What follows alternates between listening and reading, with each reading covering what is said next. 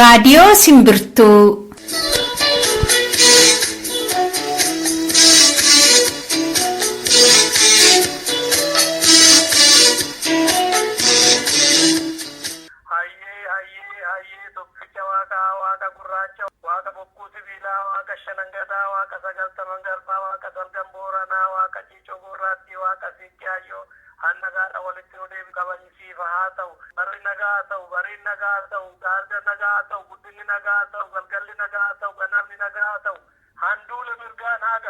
Guyyaa kamisaa kan dhiyaatu kun raadiyoo Simbirtuuti. Dhaggeeffattoonni keenya biyya ambaa fi Oromiyaa keessa jirtan sagantaa keenya hordofuudhaaf nu eegdan nagaan keenya kabajaa bakkuma jirtanitti sinaa ga'u jennaa akkam nageenya badhaadha. Sagantaa har'aaf qabnu mee gurran simbuusa. Jalqaba akkuma innaa kaanii oduu isinitti hima. Oduu boodammoo sirba tokko isin dhageessisa. Sirbichaa booda qophii imalaatutti aana. Qophiin imalaa keenya har'aa kan inni xiyyeeffatu waa'ee dhimma dantaa addaa Oromiyaan Finfinnee irraa argatti jechuudhaan manni maree ministeerota Itoophiyaa torbee kana keessa labsii baasee irratti nama nuti intalu hayyuu Oromoo tokko qabannee dhiyaanneerra. Sirba kan biraas kan simboorsa jedhu qabna. Hanga xumuraatti waliin turaan affeerraa keenyadha. Amma gara oduutti.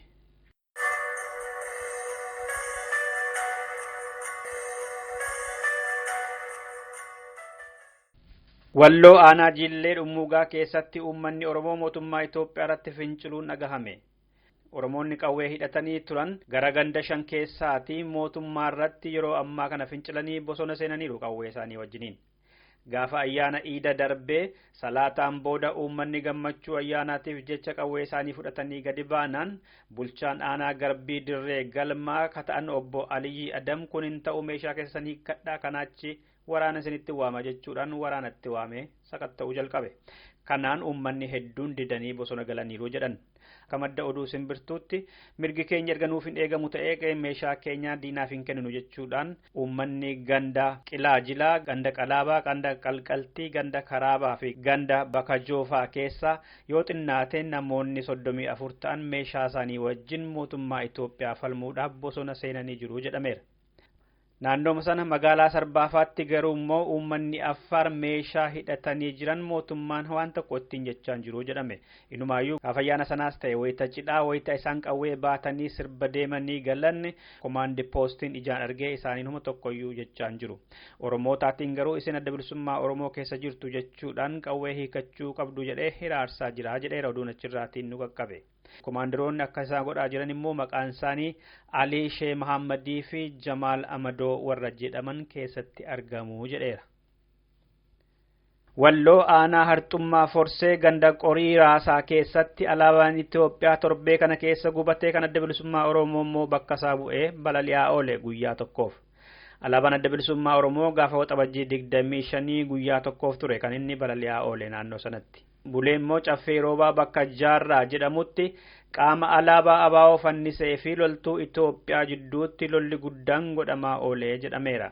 Lola sanarratti lubbuu namaarra balaan ga'uusaa garuu hin geenye oduun. Oduu wal qabateen Sanbatee keessatti immoo mootummaan Oromoota walitti buusuu fi wal shakkisiisuudhaaf shira xaxaa jira jedhe oduun nu ga'e.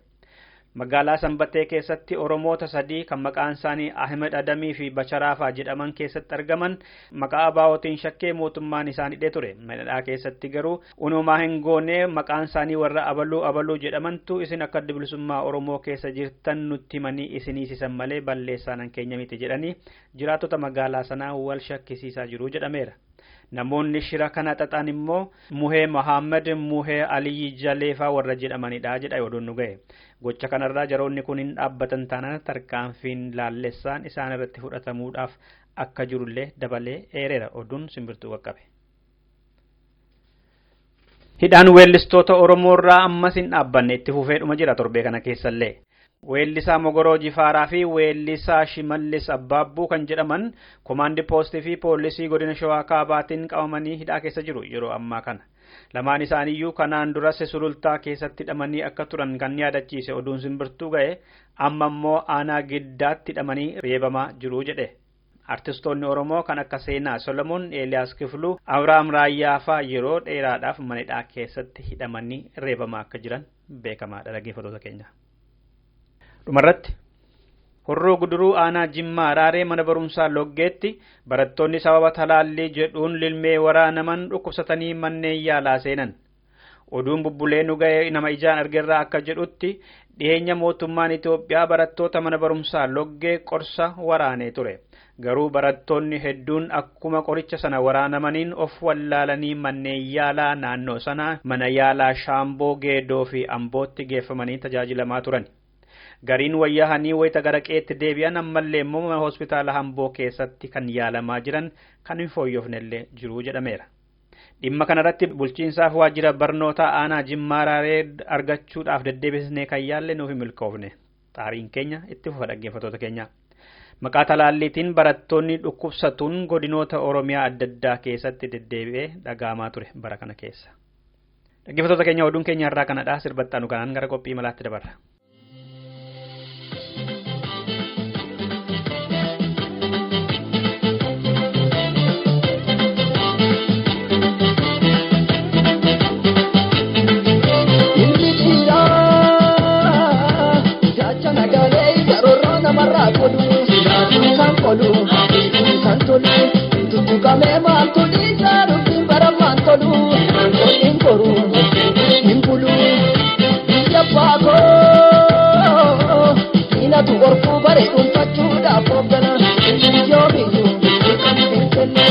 Ajjeefamee araaramee duwwee cabbaa shinduu tola hin tolan agalchini haati darbee qabdu gabbin nabdu qilleensatti dhagaasu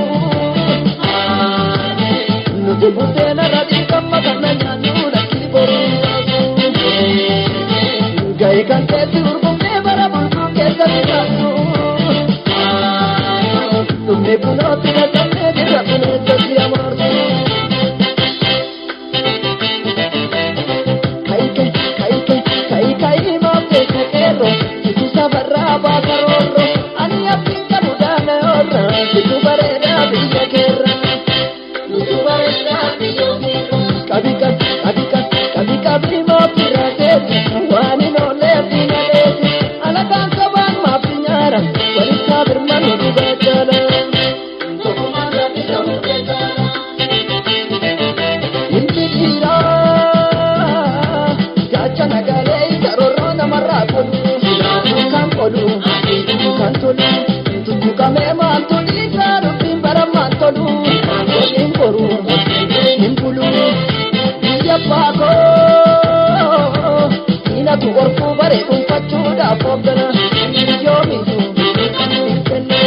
Ajjeefamee araaramee duwwee cabbaa shinduu tola hin tolan agalchini.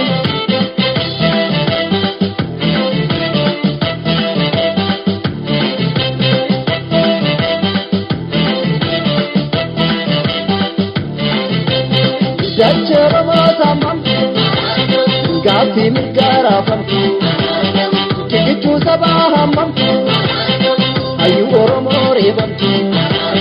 Kan tumeekumaa gaafannaan kan jirus komii kaafannaan galuudha jikin biyyaa dhaga'u saba waliin galle alaan galle waliin tolan jechuun nurratti baay'ee jarri.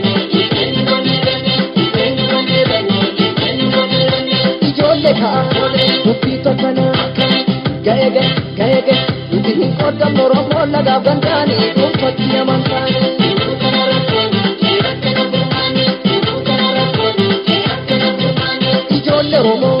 Namu sobamu kaleessa harralle Oromummaan keenya hiddaan dhufa dhiigaanii ragaan ta'u afaan.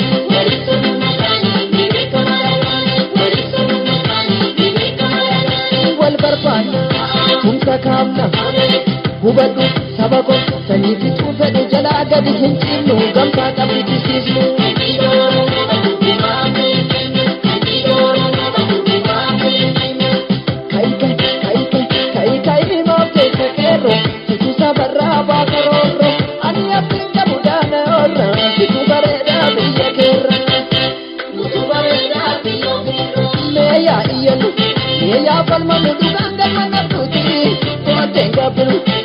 Bante bilu kuni tibate akadi badu ini toru badu la benda la kocinte ya como soy Umakee tolfatu jalii jala kondeebi'e meeyaa iyyannu meeyaa falmannu dhugaan galma nabduuti boodeen gabbiru duuban deebinu lubbuun itti baddeetti harkadii dubbatu ilintoo dubbatu lafeen gaba gochiinte biyya qomoo socho'e umakee tolfatu jalii jala kondeebi'e gaddaan gootota kumaa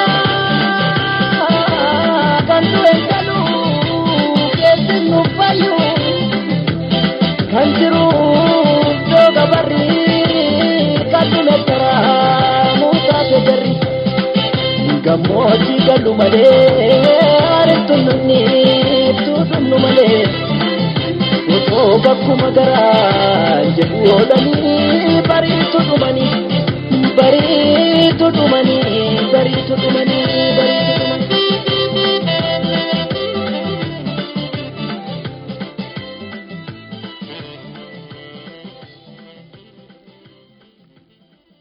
Amma qophii malaati. Qophii malaa kanarratti keessummaa qabna. Keessummaan keenyi pirezidantii waldaa qorannoo Oromoo duraanii Dr. Moosisaa Dhaagaati. Dr. Moosisaa guddaa galatooma akkam fayyummaa baga nagaan dhuftan gara raadiyoo Simbirtuu. Akkam deessu fayyaadha nagaadha warra Simbirtuu baga jiraattan. Galatooma bona kana amma Ameerikaan akkam keessa jirti mee? Qorri dhumeera bakka ani jiru kana ho'a cimaatu jira. Ani Alabaamaan jira Saawuzii keessa. Amma gaariidhuma iddoo biraatii fi yeroon nama hawwisiisu yeroo ammaati. Bakka nama jiru kana immoo bonnaaf ganan qabu yeroo baay'ee baay'ata. Dr. Moosisaan walitti qabaa boordii Oromoo News Networkiti ONN'ti. Televiziyoonni biyya alaatii gara biyyaatti darban dhagaamaan jiru nu jalaa kuteera mootummaan jedhanii uummanni waggaa kakaasan tokko dhagaa ture. Maalirra jira amma dhimmi sun ONN maalirra jira? Inni dhugaadha kan hunduma keenyaatu addaanchite. Warra kaanii hin beeku. Garuu nuti amma dhiyootti jalqabna jennee kontiraata walii mallatteessaa jirra kaampanii biraa wajjiniin malee dhuguma saatalaayitii warri nu kireessan suni akka jedhanitti mootummaan Itoophiyaa isaan doorsisee jaamii goona jedhanii jennaani yoo jaamii godhame immoo chaanalii TV hedduutu nu jalaatii nu kasaarsaa kanaafuu isiniin yoo irraatii buusne wayyaa jedhaniitu sadan keenya irraa nu buusanii egaa addasiitii warra kaan hin beeknu nuti yeroo suma barbaadannee wantoota jalqabnee turre egaa birookiraasii matu nu tursiise malee dhiyootti jalqabnannee mayaa nagaa guyyaa akkasiillee jechuun nama dhibaa garuu dhiyootti nuti jalqabna nuti. Osoo dhaggeeffattoonni keenya Oromiyaa keessa abdiidhaan eeggatu jechuudha ni deebi'a jedhanii. By the way, Oromiyaa News Networkidha. Oromoo News Network jechuudha. Oromiyaadha. Oromiyaa News Networkidha. Ayyaadhaan sirreeffannaa. Oromiyaa News Networkidhaan sirreeffannaa dhiifama. Akkasittiin kana bira dabarree gara boodaatti ni deebina waa'ee kana gara xumuraa irratti. Kan amma irratti mari'annu dhaggeeffattoota keenya Dr. Moosisaa Dhaagaanis waa'ee labsii dhimma dantaa Oromiyaan Finfinnee irraa qabu jedhamee heera mootummaa Itoophiyaa keessa jiru irratti kan hundaa'edha. Torbee kana keessa manni maree ministeerota Itoophiyaa dantaa Finfinnee irraa Oromiyaan qabdu jedhamee kan heera keessa keeyyata 42ffaa keessa kan jiru sana akka hojiitti oolu kan jedhu waggaa 27 booda torbee kana keessa raggaasisee ka'e akka caffeen seera godhee tumee akka ba'utti. Isa sana dhageessaniittoo ta'e mee gaarummaa labsiin sun qaabummaa inni Dooktor maal fidee deema Oromoodhaaf? Waan nama kolfisiisudha. Maaliifi hirribumaa kaanii irra waggaa 27 rafanii awaaji jedhanii turukkutu.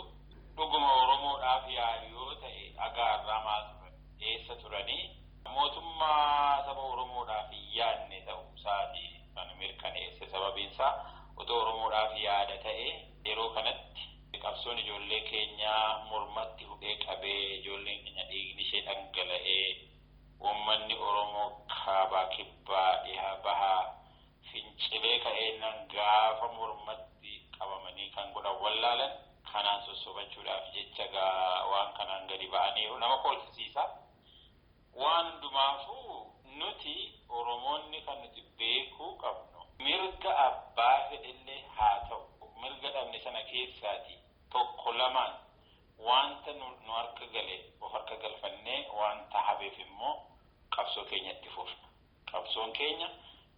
mirga Finfinneedhaa fi bu'aa xixiqqoo argachuu qabsoo afaan Oromoo biiroo akkasii keessatti dubbatamu waan akkasii miti. Qabsoon Oromoodhaa abbaa biyyummaadha. Oromoon kan inni qabsaa'uuf waaqaa gaditti namni narratti murteessu hin jirudha. Waaqaa gaditti namni murtiis naa kennus na dhowwatus hin jirudha. Oromoon kan inni ittiin qabsaa'uu qabu malee har'aa wanta hundumaa of harkatti sassaabbatanii qabatanii amma bari qabeenyi hundumtuu kan isaaniiti, lafti kan isaaniiti, ofii akka barbaadetti gurguratu. Manni barumsaa Finfinnee keessa jiru hundumtuu kan isaaniiti, ijoollee isaanii akka barbaadetti barsiifatu, isaanitu itti murteessa. Bilbilli kan isaaniiti, dirreen xayyaaraa kan isaaniiti, waraanni kan isaaniiti, poolisiin kan isaaniiti, wanta hundumaa kan isaaniiti. Nuuf immoo konturanii nutti kennu jechaadha. Duraan sanumayyuu dhoksanii turanii bari waggaa 26 Oromoon Finfinnee irratti mirganii qabaayee inni jedhuyyuu dubbachuun humtuu hin danda'amu ture. Dubbachuun humti suniyyuu immoo tarkaanfii tokkodha jechaadha. Amma ifatti gadi ba'anii Oromoodhaan maal jedhanii mirga qabdaa Finfinnee irratti. Finfinneen handhuura biyyattiiti. Oromiyaa keessatti immoo argamti. Qabeenyi Oromootiin bulaa jirti. Jedhanii dhuma gadi ba'anii labsuun isaanii suni isaantu nuu kennellee ta'uu baatu tarkaanfii tokko fuuldura kan uummanni keenya ofii isaatii argatedha.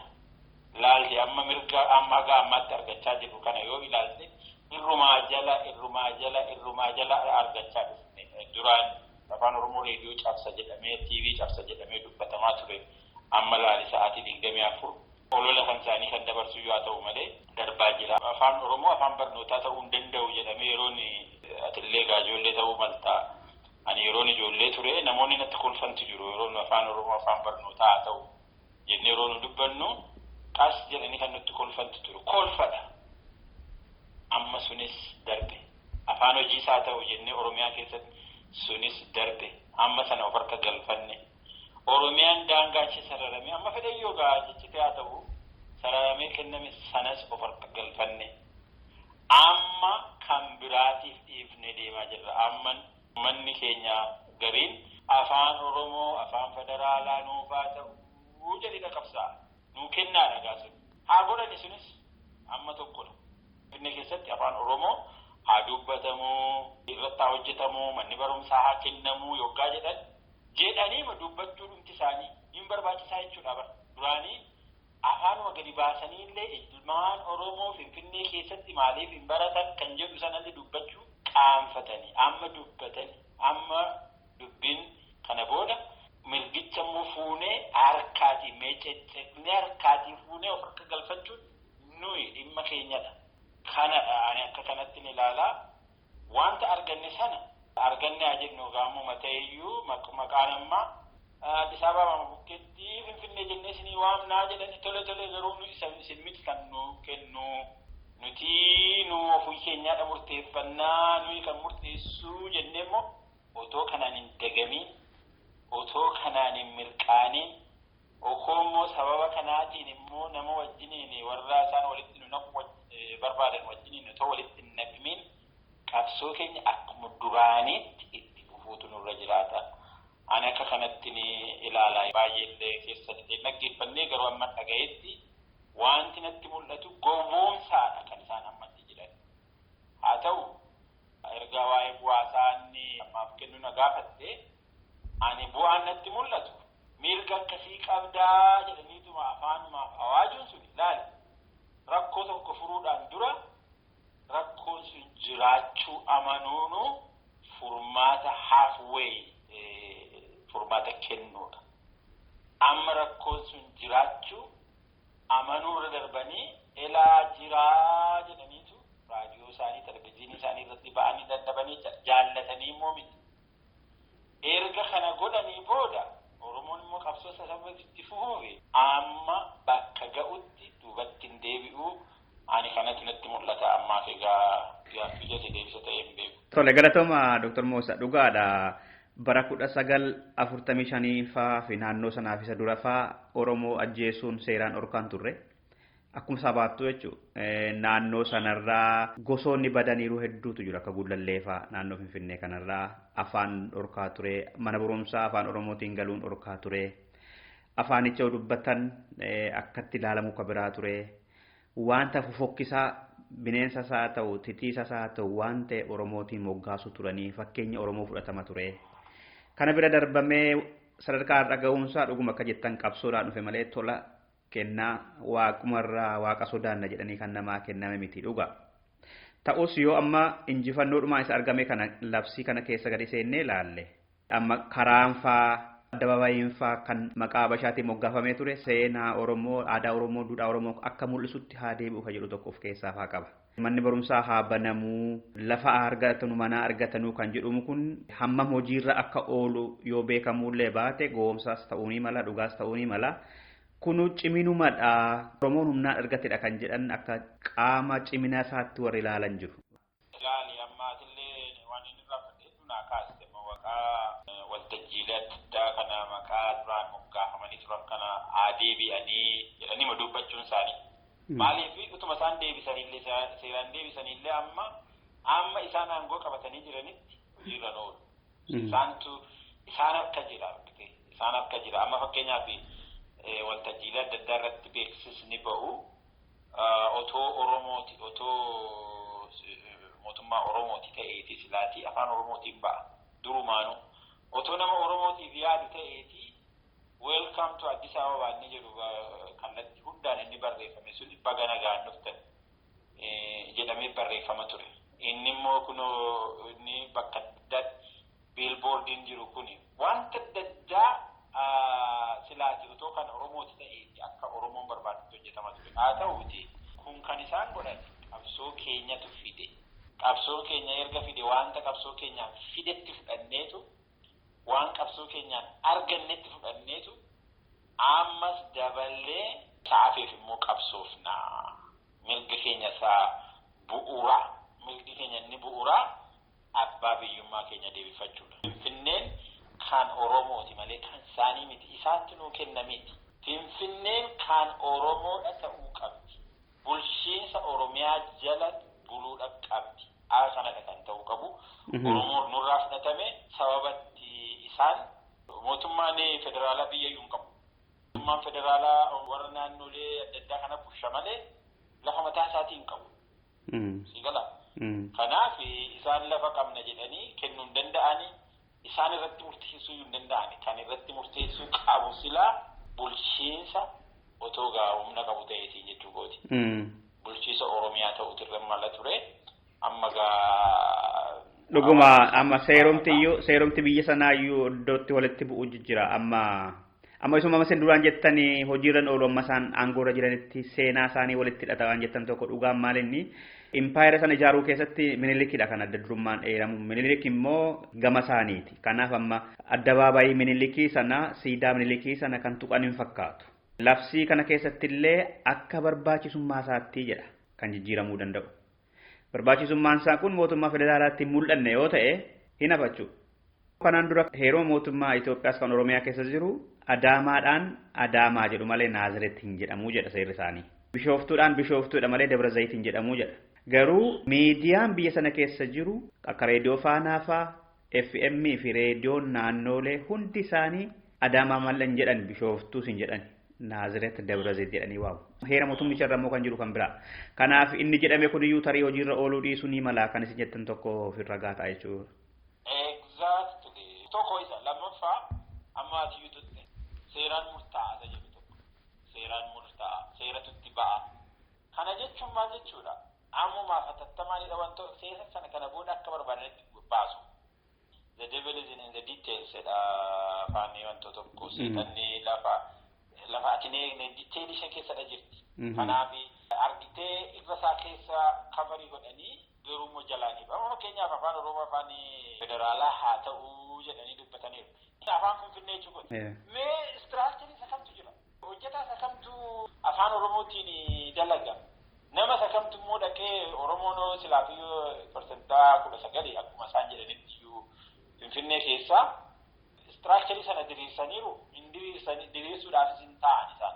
Eeggadda yeroo isaanii marii tokko geggeessanii argitee ta'ote afaan ijoolleen Oromoo baratanii kan itti qaxaraman dhabanii jedhaniitu marii tokko geggeessaa turan. Magaalaa Finfinnee dhufanii hojii argachuu dhabanii rakkatanii. Kanaaf furmaanni kan ta'u afaan Amaariffaa bal'inaan barsiisuudha jedhaniitu furmaata kennan. Afaan Amaariffaa barsiisu. Federaaluma mataasaa Finfinnee mataasaa Oromeessuun hin danda'amuyyuu akka ijoolleen achi keessatti hojii qabatan yoo yaadan. Isa gochuu dhiisaniitu the other way round.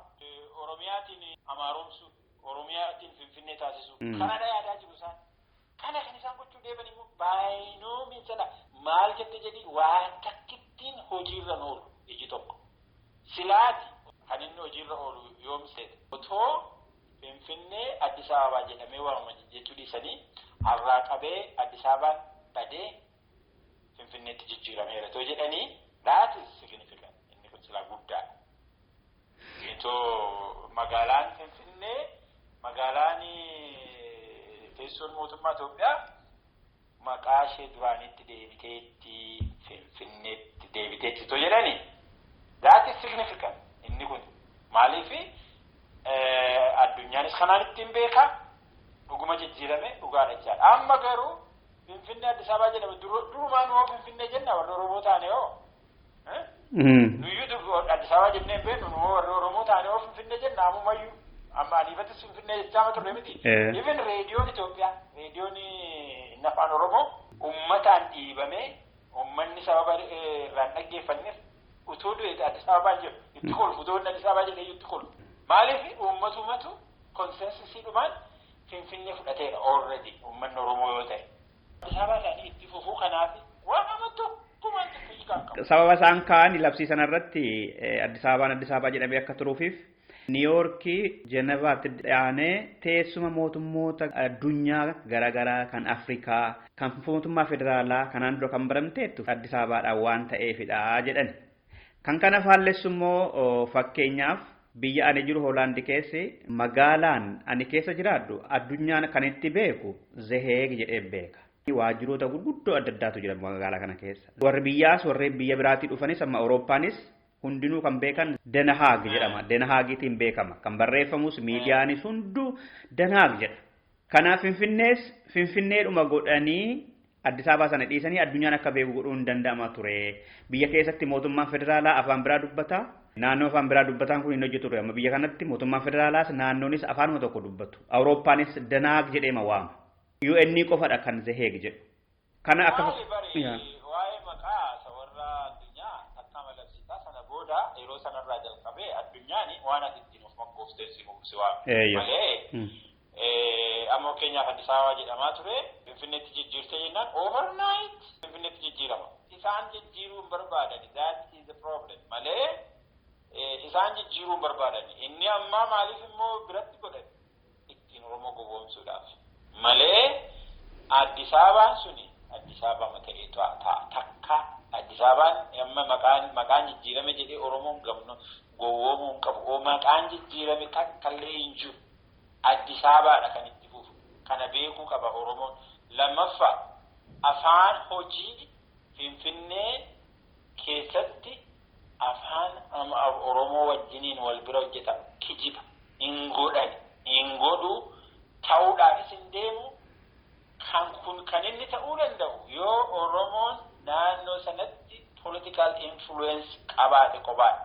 Isa sana immoo arranging goone wanti isaan isayyummoo yoo maybe half yoo ta'e malee amma fakkeenyaaf yoo 30 Oromoodhaaf kennine 70 warri kaanii fudhatanii Amaara dabalatee jedhanii akka portion isaaniitti yoo jedhanii yookaan immoo 20 gaa Oromoon kan inni qabu akka baay'ina uummataatti akkuma seessisi isaaniitti 20dha. 20 sana kennine yoo jedhanii it's meaningless because isaan sirriitti murteessa gatii maalii qaban. Kanaaf maqaadhuma si kennine afaan Amaariffaa akkas goone jedhu. Lammaffaa manneen barnootaa akka kennamuufi ijoollee Oromootiifi jedhanii dubbatan. Mana barumsaa 2 waggaatti si bananii achi koornerii kunoo sulultaa fi laga xaafoo yookaan immoo achi buraayyuutti mana barumsaa tokko si kennanii kunoo qabu miti jedhaniituma ittiin si gowwoomsaa bara si jiraachisuudhaaf kan baasanidha malee manni barnootaa hin kennamaaf inni jedhamu kunis kijiba. Isaan biiroo kana kennamaafi akkas godhamaafi kan kennuu qabuyyuu Oromootu jaraa kennuu qaba. Warra federaalaatiifis Oromootu kennuu qaba. Warra biiroo barbaaduuf. Lafichi kan Oromooti. Dachiin sun kan Oromooti. Malee kan jaraa miti. Jarri federaalli amma ni beekutti gaati tarii Awurooppaa keessa na caalaa beekuu dandeessa. Mootummaan federaalaa biyya hin qabu. Biyyi isaa takame biyyi isaa kanuma hundumaati. Si gala? Malee bakka irra jiru sanarraati fakkeenyaaf manni kennamuuf hin danda'amu. Ansaanachi inni ankooti jedhee isayyummoo mootummaa naannoo sanaatiif fuudhee kennuun hin danda'amu.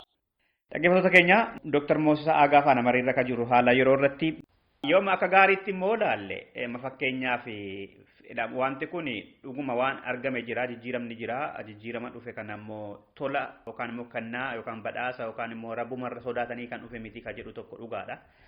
Ta'us yoo kan dubbatan sun hojiirra oole cimina isaaniiti. Ciminni kun immoo kan dhufe cimina hoogganaa dhaabbata dimokiraasummaa uummata Oromoo ammaa kanaati warri jedhan jiru.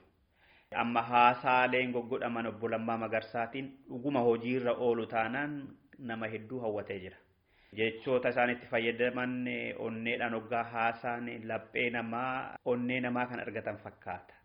Lafoota illee amma hoggaa deebisan jiru manniitii obbo Mallasaa Azabirraa lafaa fudhataniiru naannoo Bishooftuu kanarraa deebisaniiru. Qananiisaa Faarraa, Alaamuddii Faarraa namoota hedduurraa deebisuun kun ammas immoo Alaamuddii faana walitti bu'uu jalqabuun laga dambii irratti warqii lama darbii gadhiisuu qabdaa. Lakkiin gadhiisuu naaf haaromuu qabaa. Atakaroo kana keessa galuun muugarfaa faana wanti goggodhamu kun dhuguma hojiirra oola taanaan hojii dhaabbanni dimokiraasummaa uummata Oromoo waan gaarii hojjetee warri jedhan jiru. Kanumallee isa amma hojiirra ooliin malee kan amma xiinxalaa jirtan kana dubbichumti akka godhamu godhellee duubaan Oromoon haa jiraatu malee ijuma jabaatee dubbatee waltajjiitti mariitti dhiyeessuun iyyuu cimina hooggana OPDO ammaatii warri jedhan jiru. Maal jettu isin? Waan isaan dubbatan sana dhaga'eera kan Lammaa Magarsaan dubbatu. Maalirraa ka'ee dubbatee akkamitti fayyamamee fi akkamitti immoo daffaree dubbatuu danda'ee kana ani bira waan hin jirree fi kana ta'a akkas ta'a jedhee dubbachuun illee baay'ee nama dhiba. Garuu dhugaan ifatti mul'atu tokko jiru. Otoo dhuguma aangoo qabu ta'e maaliif loltuu biyya keessa naanna'ee nama akka argaheedhaa reebaa jiru kana maaliif achi keessaa baasuu hin danda'an. Laali haasa'uu danda'u waan tokko tokko maaliif afaan isaanii cuqqaalanii qabuu hin danda'an jarri nama doorsisu yoo ta'es gaafa immoo itti hammaate irraa ari'u.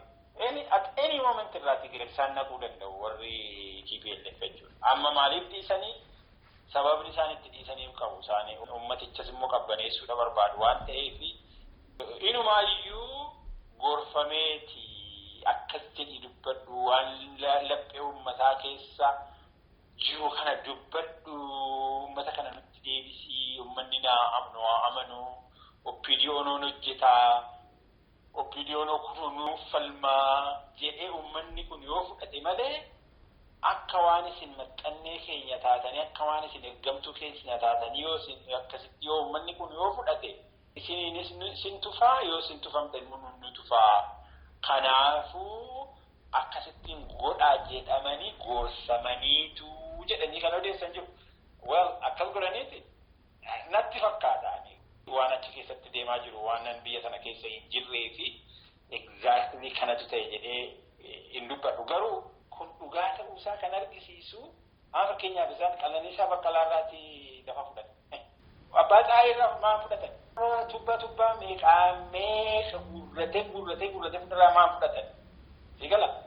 Lammaffaa inni dubartittii sanarraati lafa fudhatan inni jettu immoo maybe warruma Tigreetu green light kenneef ta'a.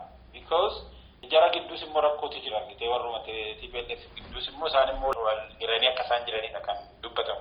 Kanaaf ittuma tuqaniitu dhaqaatii ishee kanarraati fudhadhaa jedhanii politikaa isaaniitiifis akkas gochisiisuu danda'u sanas otoo dhuguma waa tokko gochuu hin danda'u ta'e ilmaan Oromoo mana hidhaa keessa jiran kana dhaqaniitu keessaa miti Iyyaasu. Amma garuu Iyyaasu itti namu. Sigala. Kanaaf ani ummanni Oromoo arraba dhadhaan godhatee kan Lammaa Magarsaa dubbatu sanaan gowwoomee ilaa opiniyoon kun kana nu hojjete ana nu goote warra argan lafa furtuun jiru ilaali bari namni tokko fakkeenyaaf ati sa'a tokko miila sanyoodhaan hiite itti gabaabsuu dandeessa yoo barbaade meetira 3 duwwaa gochuu dandeessa yoo barbaade okay meetira 10 immoo gad gochuu dandeessa yoo barbaade meetira 10 adeemu sa'i kun achi deemee adeemu more freedom ni qaba miti garuu hidhamee jira bara miilli isaa hidhamee jira eessayyuu hin dhagu bara kana dha jarri hidhamanii jiru by no means waa tokko gochuu hin danda'an amma inni isaan amma dhiyeessan kunis ammayyuu murtoofne by the way ganaa murtaa'a ilaali isaan kumaarri isaan taphatanii miilla hidhaniitu viidiyoo kana adeemii jedhu hin kennuufi mirga amma ta'e garuu eessayyuu dhaquu hin danda'u namichi kun amma Lammaa Magarsaa magaalaa sana keessaa bahuu hin danda'u kana beeki bara hin eegama. Ta'uu achi keessas jiru sabboontonni Oromoon kan quuqaman wareegama bahee kan alfillee kan shoora taphatan wanta waggaa 27 akkuma isin jettan kana hidhamanii turuu kanattillee kan aaran ni jiru ta'achi keessaa isaanillee jijjiirama fiduudhaaf socho'aniiru jechuun isin danda'amu. Waan tokko adda baasuu qabdala akka dhaabaatti opiniyooni already hidhama PLF jala jirti opiniyoon akka dhaabaatti. Opiniyoo keessa sabboontonni jiru absolutely. Fincila waggaa guutuudhaaf gaggeeffame sana keessatti shoora guddaa kan taphatan akka jiruun ani information achisinuma qabda anis aanan qabu keessaati kanan beeku baay'een isaanii harka wayyaa jalaatiin jechaadha. Garuu ifatti gochuu hin danda'an. Ifatti hin godhan.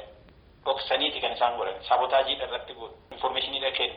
Jechuun qabsoo muddamanii ta'uu danda'ama amma TPLFin humna dur qabuu hin qabu warri jedhan jiru fakkeenyaaf duratti muruus koobuus qirixuus soofuus qallisuus furdisuus danda'a amma fincila uummanni Oromoo godheen ofiisaayyuu gara shaanxaasaa walitti qabatutti ka'eera kanaaf humni abbaa irree tokko wanta godhuu maluun godhaa jira labsii yeroo tattamaa baasuun kun Mangistuu Hayilamaariyaam waggaa kufaati jala ga'u Eertiraa akka bulchiinsa addaatti asabillee yeroo tokko immoo Gaambeellaas Lubbaa Booraarraa kutee Asoosaas Wallaggarraa kutee waan akkasii godheera kanaaf kufaati jala waggaa ga'u abbaan irreen tokko wanta fudhatuu qabu hundumaa inuma fudhata kun sadarkaa sanarra gaheera mootummaan TPLF kana keessa immoo oppiidoon cimaa dhufteetti warri jedhan jiru kun akkam dhugaadha inni kun mootummaan abbaan fedheeyyuu ilaala mootummaan kun cinqamuunsa karaa tokkoon oppiidiyoodhaaf waan gaarii ta'e maaliif at least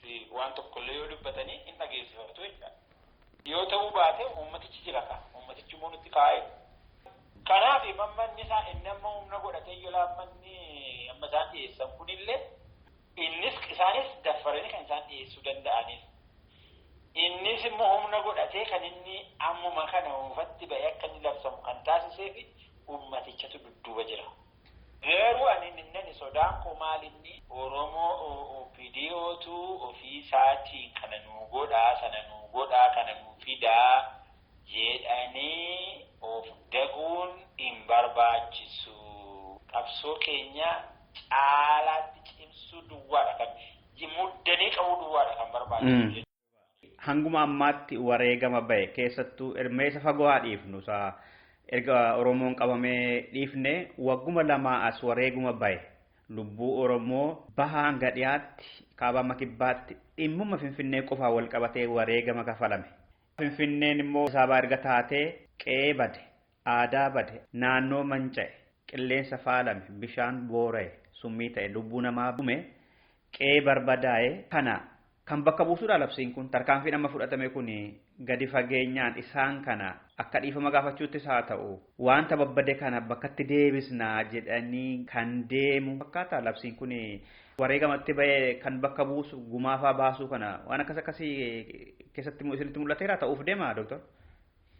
Ittuun si kumalee maal taate ammit amma naatarreessitu kun bari yakka seenaati yakka caaludha bari. Naannoo suumessuun kun maan Oromoo akka baalaatti harcaasuun kun hidhuu dararuun kun inni qotee bulaa qeessaarraa buqqisanii namaaf hiranii kadhattuu taasisuu yoomuu bari sammuu namaa keessaa kan haqamee ba'u miti. Yakka kana hundumaa kan hojjete dhaaba kanadha. Dhaaba Oppiidiyoo jedhamu kanadha. Amma wanti isaan fudhanne jedhanii otuma gaa fudhannellee jedhaniiti fudhatanii waan sana irraa haquurraa dhiquu hin danda'u. Haa ta'u amma nuti mirga keenya isa fuuldura duwwaadha kan nuti ilaalu. Kan darbe seenaadhaaf keenya seeraadhaaf haa ta'u amma galma keenyatti karaa kam deemnaadha. Jaraa kanatti gargaaramuu hin dandeenya taanaan itti gargaaramna. Why not? Haa ta'uuti. Inni jibbu maal seete namoota baay'ee argeera amma sooshaal miidiyaa kanarratti Lammaa Magarsaa gootayyuu kan jedhan jiru.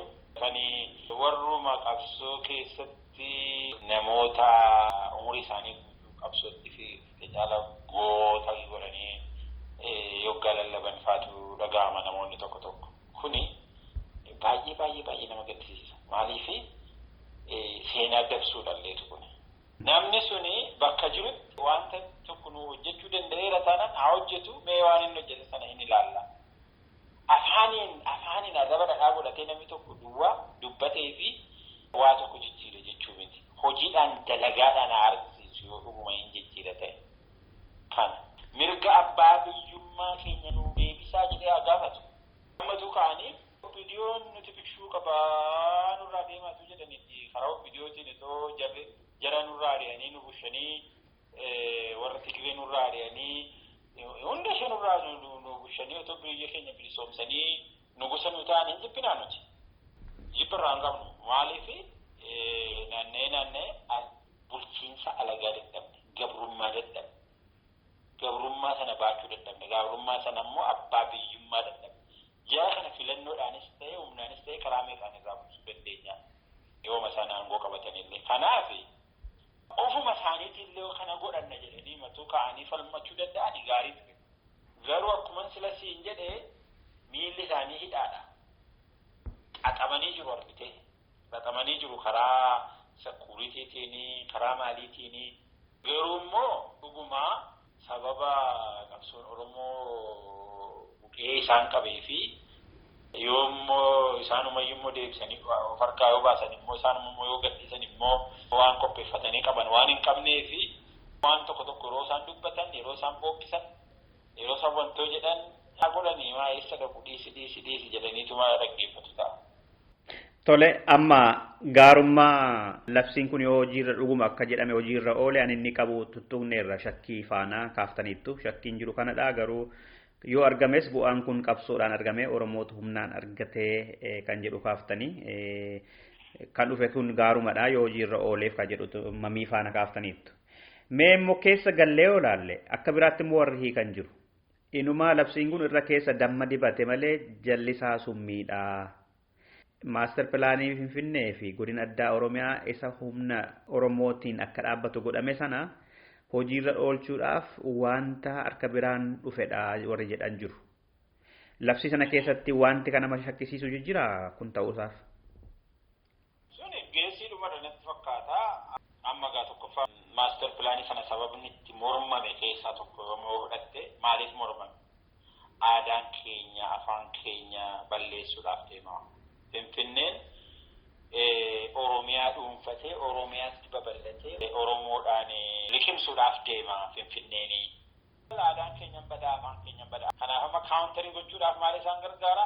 Afaan immoo afaan keessan akka ta'u kunoo murtaa'eera miti. Aadaan keessanis immoo akka inni wantoota gochuudhaaf jirra miti. Lammaffaa immoo seeratti baafna kan jettu jira. Lafa kennamaa fi seeratti baasna. Kana kennamaa fi seeratti baasna. Kana kan godhu seeratti baasna. Amma isaanumatu seericha baasaa isaanumatu kennuuf deema jecha. Kanaaf sagantaa sana illee tarii salphaatti sagantaa maaster pilaanii baafatan sana salphaatti seera amma baasaa jiran kanaan waliin makanii gochuu danda'amu jechuun shakkuun barbaachisaadha. Fakkeenyaaf amma labsii sana keessatti kan jiru tokko daangaa Oromiyaaf daangaa Finfinnee tasa iddee kanadha jedhamee hin beekamu gammaatti labsiin sunis hin tuqne daangaan hin ba'an jenne. Anjiru Oromiyaan akka bishaan lafa akka dhiyeessitu. Lafa kennamu sana immoo yoggaa irratti gamoon ijaaramu parsantiidhaan Oromoof akka tola kennamu liiziin ala. hojjettoota Oromoof. Lafa gabaaf ta'u, lafa investariif ta'u, lafa ijaarsaaf ta'u, lafa qorannoof ta'u Oromiyaarraa akka fuudhamudha ammas lafti sana keessa kan jiru. Kana jechuun immoo isuma duraan jiru sana lafa Oromiyaa akka jirutti irraa fudhatanii nama buqqisuun hin hafu jechuudha. Qonnaan bulaan yoggaa buqqa'uu mariidhaan akka ta'udha amma labsiin itti bahaa jedhan. Mariin sun immoo hojiirra oolaa, hojiirra ooluun kan biraadha. Isa kanaan dura buqqa'illee wanti bakka buufamuudhaaf deemu qorannoon ni godhamaa jedhan qofa malee wanti dubbatameeru hin jiru yookaan labsiin suni wanti inni akeekeeru hin jiru. Kanaaf lafa ammallee Oromiyaan dhiyeessuuf deemti daangaan isaaniis hin sararamne taanaan master pilaaniin sana bifa biraatiin lafa Oromoo qabachuudhaaf master pilaaniin bahee sana hojiirra oolchuudha warri jedhanii ija shakkiidhaan ijaaran ilaalan waan jiraniif. Sirriidha. Maammili jettee isaa dhugaadha. Magaalaa seeratti baasu lafa baluuf kennamaa inni jedhu kun already iyya isaanii lafa Oromoo sanarra buufatanii akka isaan jiran argisiisa. Bifa biraatiin immoo ammasitti deemuudhaaf kan ta'u nama shakkisiisa kan jedhu inni kun dhugaadha. Tole. Gama biraan immoo isuma amma hojiirra ooluunsaa shakkiidha jettanii kaaftan kana warri akka biraatti hubatan jiru. Kun Oromootti hin baay'atee qabaan nu gadhiisaa Oromoon mirga akkasii argannaan biyyatu badaa Finfinneenis hin baddii aadaa fi gammaatti calaqqisiisaa turte sana irraanfatamuuf deemaa Oromoon olaantummaansaa deebinaan dubbiitu badaa biyyatu diigamaa jedhanii warri gumgumuu jalqabanii dulee jiru. Torbee lamaan dura miidiyaaleen Habashaa Amaaraa keessattuu Gimboo Sabaatti kan ta'e isaatiin akka odeeffannoo loo'ee bahee isa gaheetti manni maree Dawaawii marii godhe sanarratti waa'ee Finfinnee irratti jechuudha. Opiidoon kobaasaa akka hafe kan dhaaba Amaaraa bi'aadaniin adda durummaadhaan akka dubbicha dura dhaabbatee fashalsiise kan raggaa'ee fi Finfinnee keessatti afaan Oromoo qofa akka baratamu qofa akka fudhatanii bahan. Kan TPLF fi kan warra kibbaa gara warra Amaaraa goranii dubbicha akka fashaleedha kan isaan dhiyeessaa turan. Amma immoo faallaa isaati kaba'e. Kana bahuu kana immoo banneerraa biyyi New York badee jedhanii warri gungumanis jiru. Wanti kun akkamitti gara fuulduraa warma dhaaba siyaasaa Oromootaan isaan faana deemna jedhanis yookaan immoo impaayirri sun akka turtullee yoo barbaadame walitti dhufeenya Oromoo faana godhamuufis ammallee jibbi jiru yookaan wanti godhamu kun gara Habashaatiin kana mormuun isaanii maal agarsiisa Doktor? Otoo kan mormuu isaanii tolnatiin dura kaayyoo dhumti labsii kana wayyaaneen itti baasteyyuu waan akkasii jenereetii gochuu barbaaddeeti jedhee kan fudhatan. Jechuun saboota durumaanuu nurratti shakkii qaban nurratti kakaasuudhaaf jara beekti aktiviitii isaanii. Lapheen isaanii eessa akka jiru beekti jarri. Kanaaf amma maal godhu ibsa akkasii kana baasaniif ibsi duraan bahe inumaayyuu kana jedhamiti wanta baay'ee faa jedha. Kana kan isaan godhanii fi saba sana ofitti kaasanii wayyaanee kana yoo deeggaruudhaa baattani kan caalu isinitti dhufuudhaaf deemaa, isin liqimsuudhaaf deemaa, akkas gochuudhaaf deemaa kan jedhu. Egaa inni kun karaa tokkoon karaa wayyaaneetiin istiraatiijii isheenii itti gargaaramte saboota biyya keessa jiranii fi sabootuma cunqurfamoollee warra ta'anillee karaa danda'ameen Oromootti buusuudhaan Oromootti diruudhaan gidduu ta'anii ofii isaan jiraachuudhaaf kan isaan hojjetanidha tokko kan. Lammaffaa karaa warra tokkummaa Itoophiyaa jedhanii labsanii kana kan isaanii baay'ee nama gaddisiisa. Mirga Oromoo xiqqeessuun ammuma jarri kun fudhatanillee fudhachuudhaaf fedhiin qaban. Otoo isaantu aangoo qabata ta'e ammas Oromoon kan inni hubachuu qabu. Jarri kun otoo aangootti dhufanii kan mootummaa wayyaanee kana caalu Oromoo balleessanii malee kan Oromoodhaaf waa takkallee godhan miti. Kanaaf saboonni keessumaa Oromoon obboloonni keenya warri isaan faana deemnee Oromoodhaaf waa argamsiisna warri jedhanii kan nama gaddisiisu ani sababii maaliitiif akka isaan akkas godhan nan argaa garuu immoo mirga Oromoo falmuudha qabda ati eenyu wajjiniinuu taatee wantoota taate sana mirga Oromoo sana falmuudha qabda malee duukumarra deemtee yeroo namni tokko faarfannaa faarfatu duukumarra deemtee harka rukuttee duukarra faarfatta taanaan credibility dhabda beektaa. Oromoo biratti illee Oromoon nama kooti jedheellee si ilaaluu dadhaba beektaa. Kanaaf maaliif akka isaanii obboloota keenyaan baay'ee obboloota baay'ee kabaju wajjiniin waamee qallee waliin dabarsine amma garuu jara warra akkas mirga keenya bicuudhuma waama xiqqoollee nuu kennuudhaaf yookaan immoo nuu kennama gaafa jedhamu mataan akkas isaan baasa kana faana deemanii waa tokko argamsiisna yoo jedhan yeroo immoo kun awaajiin akkasii kana bahu yeroo immoo waan akkas mirga Oromoo wanti xiyyibu tokko yeroo gara jara biraati utuma isaa wajjiniin deemanii jarri yeroo isaan dubbatan immoo itti dubbachuu yeroo dhiisan ani baay'ee na gaddisiisaa utuu keessa deebanii ilaalanii wayyaa isaaniin barbaannaa obboloota keenyadha haammaatu jedhanii waan godhannatti fakkaatu immoo otoo as deebi'anii gara Oromootti deebi'anii mirga Oromootiif dhaabbatanii baay'een gosa jararraa immoo waan itti garuuga jarri barii sodaan isaanii inni guddaan bulkuun inni guddaan isaan sodaatan Oromoo fi adda bilisummaa Oromoodha. Kana beekuu qabdu. Kanaafuu jarri kuni dhiifama naa godhi diina keenya warra inni kaadha warra yoomuu taanaan ofirratti eeggachuu kan qabu. Yaa wal duukaa mootummaa sammaa aangoo qabatee jiru kana jiksina jiksina rakkoon qabu. Mirga ofii kennanii miti garuu kanaan akka kanatti ni ilaala. Tole. Dhimma kanarratti yaada addaa hin qabdan ta'e kana xumurra Dr. Moosa. Lakki yaada addaan qabu gaamuma kanadha. Tole. Dhaggeeffattoota keenya Dr. Moosa Aagaa faana mariirra kan jiru haala yeroo irratti gaaffiidhumaan isinii qaba gama hojii keessanitti jechuun gama Oromiyaa News Networkitti ONN'tti akka hojiirra jiru beekamaadha. Dhiyeenya kana immoo bakkoota adda addaatti labsuuf deemtu natti fakkaata Ameerikaa kana keessa. Mee waa'ee isaa kan jettan qabdu yoom eessatti maaltu ta'a? Minneapolisitti sirna baniinsaa kabajna. Yoomi? Gaafa Julaay 8 gaafa sana uummanni Oromoo dhufee akka inni biraa dhaabbatee miidiyaan kun miidiyaa haaraadha. Zeeroo irraa jalqabnee wanta hundumaa boolittiidhaan hojjechaa jirra. Kunuu ta'ee almost baatii 4 olii fi qilleensa irra turuu dandeenyeerraa ammas immoo dhiyootti qilleensa irratti deebi'uudhaaf keenya gargaarsa uummata keenyaa barbaadna. Kanaafi qabeenya keessaniin humna keessaniin hamileedhaan hundumaatiin akka nu bira dhaabbattanidha. Kaayyoon keenya uummata keenya waanjoo gabrummaa jala jirtu kana mirga isaa barsiisuudha. Uummata keenya barnoota kennuufiidha, dammaqsuudha. Uummata keenya karaa daandii bilisummaatti agarsiisuudha. Kan nuti irra dhaabbannee hojjennu Oromoof Oromiyaadha. Kanaafi Oromoo hunda walqixxatti tajaajiluudhaaf qophiidha nuti. Oromoon jaarmee adda addaa qaba. Warri jaarmee qaban kunillee dhufanii yaada isaanii nu biratti dhufanii dabarfachuu ni danda'u, mirga qabu. Walumaa galatti uummanni Oromoo dhimma Oromootiif jedhee yoo walitti qabame bakka sanatti hin argamna nuti. Magaalaa fedhettaa ta'uu, eessattaa ta'uu bakka sanatti argamnee waa'ee sanaa gaariyaa ta'uu, hamaa ta'uu akka miidiyaatti ni gabaafna. Kana hojiin keenya. Oromoon miidiyaa hedduu qabaachuutu isa barbaachisa. Simbirtuun illee fakkeenyaaf kun wanta tamu hojjetu kunillee Oromoodhaaf bu'aa buusa. Irra dabarree televezyiinaan kan jalqabnee garuu reediyoodhaaf illee sagantaa qabna.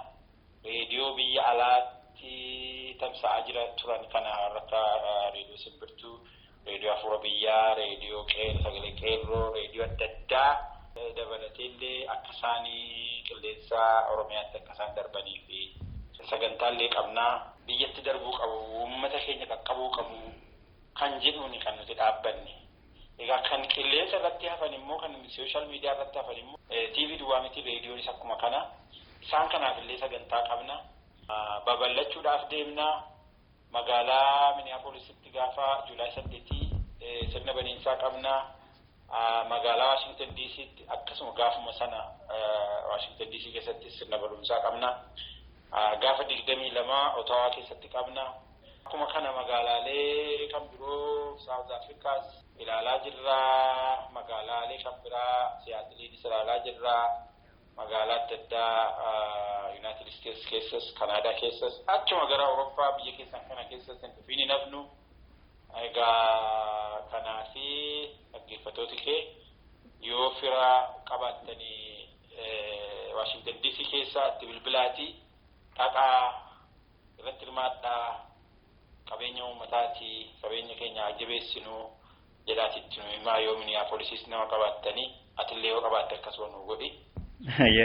Kanuma wanta ni. Gaaffii tokko sabaa himaaleen Oromoo biyya alaa kana jiran kan isaan komataman tokko seenaa Oromoo gootummaa Oromoo fincila inni har'a sadarkaa kanarraan inni geessifate eessa akka ka'e akka as dhufee kan haamlee isa jabeessu akka dokumentariitti kan seenaa isaa mul'isu gootummaa isaa kan agarsiisu hin dabarsanii.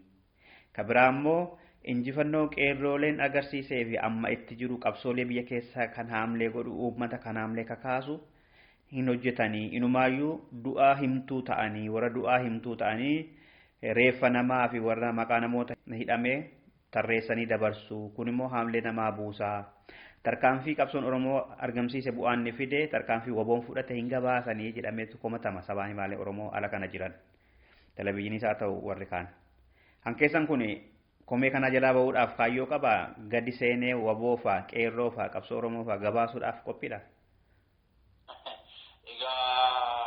Warra komadhaan nuti reefuu jalqabne suman jalqabeen iyyuu komeedhaan nun jalqabdanii nuti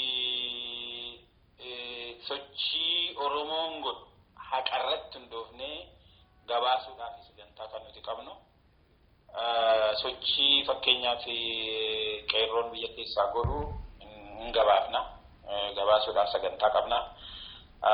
Sochii waraanni bilisummaa Oromoo by the way kan adda bilisummaa Oromootti hoogganamu duwwaa miti dhaabni kan biraan illee waraana uummatee ulolchuu Oromoo uummatee kan bilisummaaf lolu kan mootummaa kana jigsuudhaaf lolu yoo argame sanallee bakka sanatti argamnee gabaasuudhaaf sagantaa baay'ee qabna.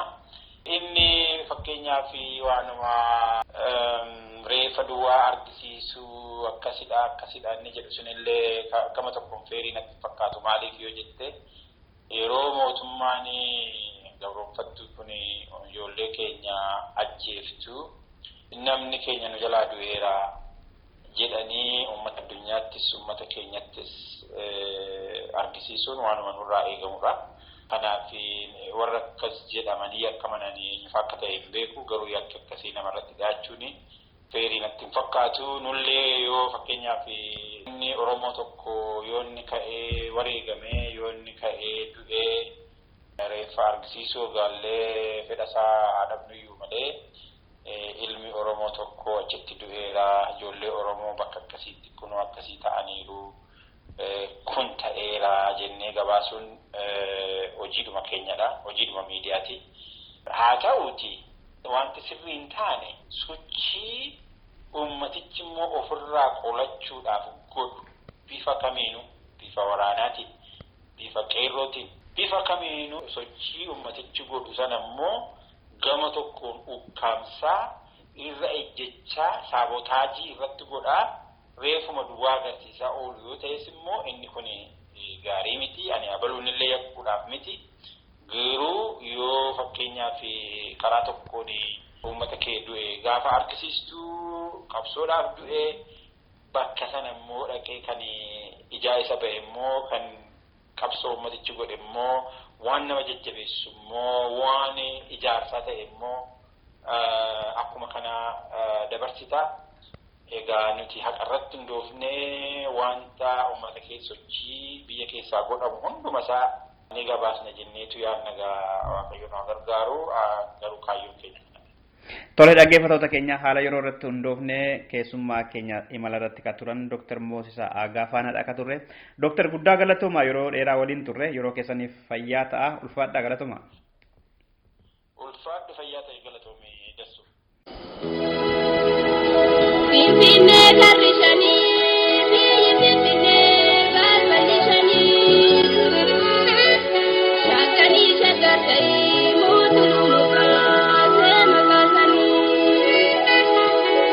ni hawata modita, tisabada yasiwamani, ni hawatu nidita, kafatisa yasiwamani. Bade mani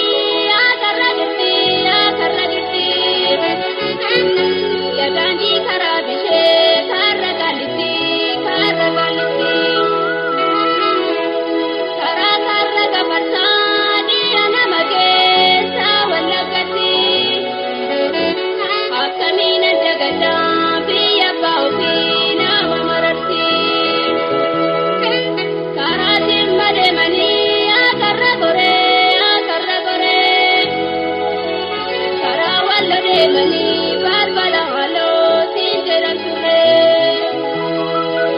Hundumtuu walaa dhufee sirratti horee sirra biqilee. Eessa goota finfinnee hidda tuulamaa gosa gullallee. Galaanni horri jahaa harri harsadii hangafa malee.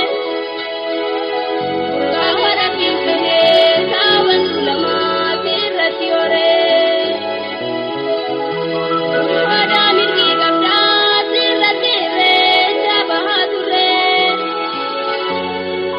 Daliilaa kennaa rabbii siitu hunda jaalaa nama raree.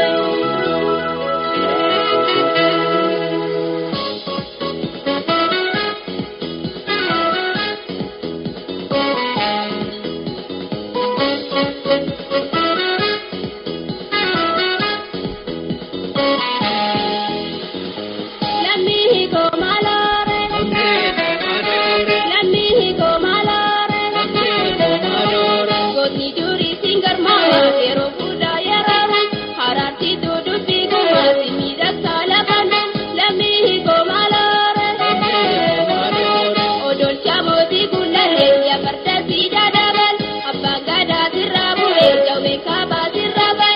Lammihi koo maalore.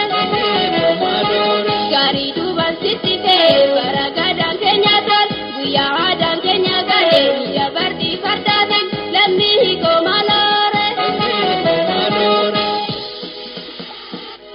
Gabrummaa namaannaa roobanii falatinnaan ulfinni haqamtee gadaantummaanii cinnaan shirrinaa doomsuu fi fincilaa kan kaasanii qabsoo bilisummaaf daandii kan saaqanii kabboon tolli Oromoo gootawwanii kaleessa itti bobaanii kan nuuf ta'an ibsa gurra isaanii tiksa gurra naaf ergisa faachi isaanii kaasa ittinanii garmaamsa faachi isaanii kaasa ittinanii garmaamsa.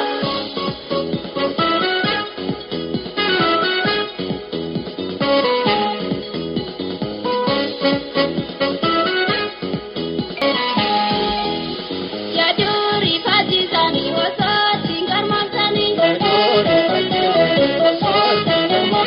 Yaaduri faachi isaanii osoo ittiin garmaamsanii. Kaadee birruu yaa faachisa. Agarii tulluu yaa faachisa. Kamma moofaa yaa faachisa. Tufaamunaa yaa faachisa. Kammasaawot yaa faachishee. Kawargituu yaa faachishee. Barootumsaa yaa faachisa. Abishee garbaa yaa faachisa. Kabbee busee yaa faachisa. Kanaa lamuu yaa faachisa. Irreen tokkummaa timsa horoo hamummaa jabeessa rukuutee diina takka bilisummaa dhugamsa.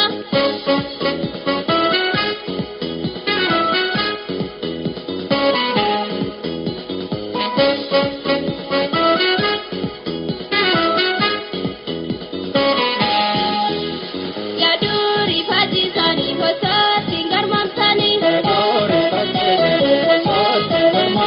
Yaaduri faachi isaanii osoo ittiin garmaamsanii. Roobaa bultuun yaa faachisa. Kan abboomaa yaa faachisa. Kan ayyaantuu yaa faachishee. Waaqaa guutuu yaa faachisa. Adamsaadoo yaa faachisa. Jootee tulluu yaa faachisa. Aliyyi sirrii yaa faachisa. Elemoo qilxuu yaa faachisa. Abdullaahi yaa faachisa. Sammaa gaartuu yaa faachishee. Odaan keessiif qabbana horoo mootiif gaachan sochii milkaa'ii jedhan hiikaan barreesse seenaa.